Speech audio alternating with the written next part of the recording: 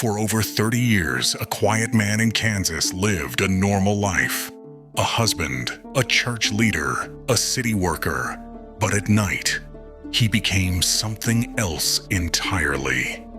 A monster who bound, tortured, and killed, and then disappeared into the crowd. This is the story of the BTK Killer. Welcome to True Crime Vault, where we uncover America's darkest secrets and the monsters who hide in plain sight. Tonight's story takes us to Wichita, Kansas, a quiet Midwestern city that became the hunting ground for one of the most chilling serial killers in U.S. history. He called himself BTK, short for bind, torture, kill, and for decades no one knew who he was. It was January the 15th, 1974. A freezing winter morning in Wichita. Police responded to a call at the Otero family home. Inside was a nightmare.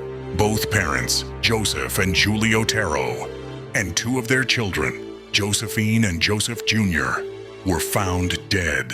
Each had been strangled, bound with ropes and cords. The killer had left his mark, deliberate, ritualistic, and terrifyingly controlled. The word BTK hadn't been invented yet, but this was his beginning. Over the next few years, more murders followed. Single women, often in their homes, all bound and strangled.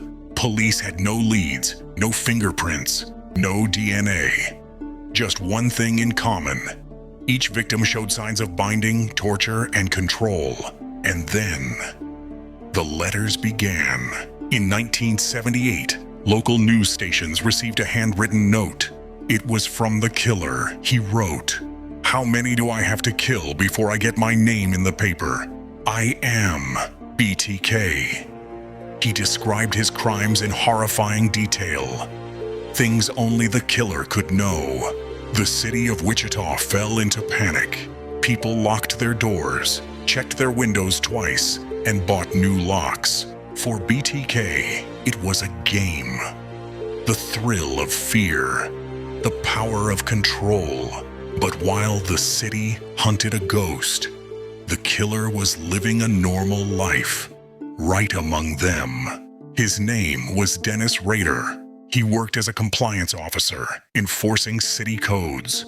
He was married, had 2 children, and served as president of his local church council. No one suspected him. He blended in perfectly. Polite, neat, unremarkable.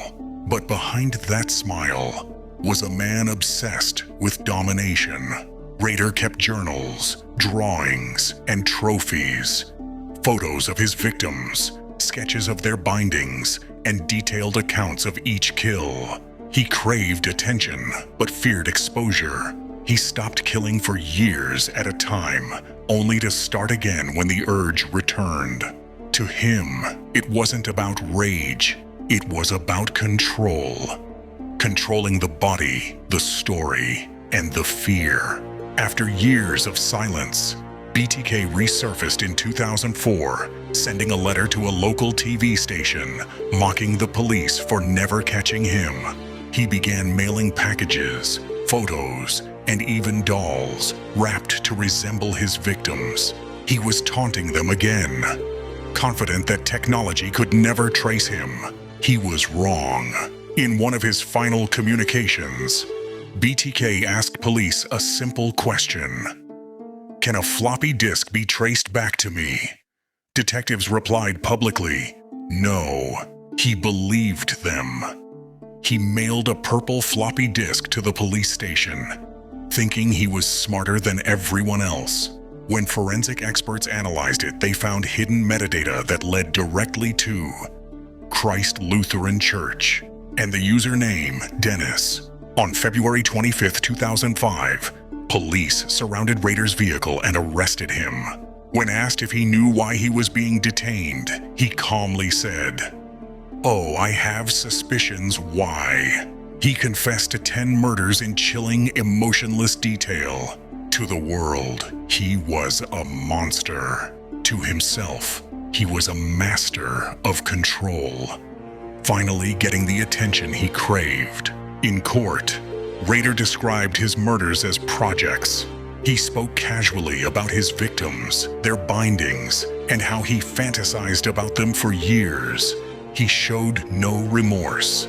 The man who once led prayers in church now faced life in prison.